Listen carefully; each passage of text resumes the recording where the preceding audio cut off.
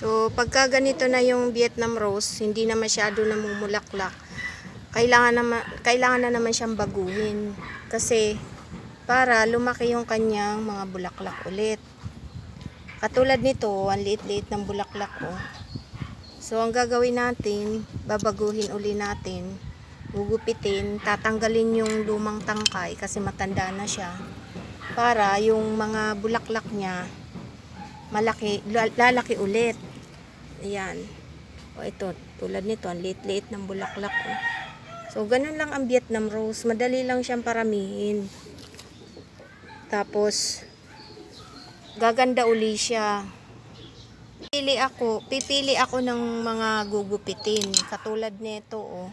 Ito yung may ganito. Yan yung gugupitin natin. Makikita nyo, parang ang payat ng tangkay niya, oh. So, kailangan patabain natin yung tangkay niya.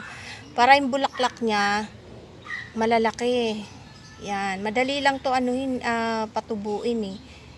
After 1 month, tutubo uli siya. Lalaki uli yung mga bulaklak niya. Hitik pa naman to mamulaklak pag nagbubulaklak siya. Tsaka ang ganda nito. Ito yung collection ko na kulay pink. Yan. Ganito siya oh. Yan. Ganito lang ang paggupit niya no.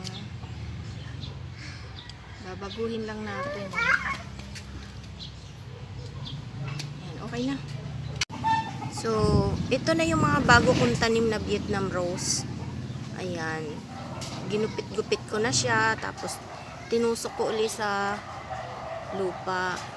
Dahil tag-ulan ngayon, ilililim ko muna siya ng 3 araw bago ko siya ilalagay sa direct sun. Ayan. After 1 month, ayan, update ko kayo. Gaganda uli siya. Gaganda uli yung mga bulaklak niya.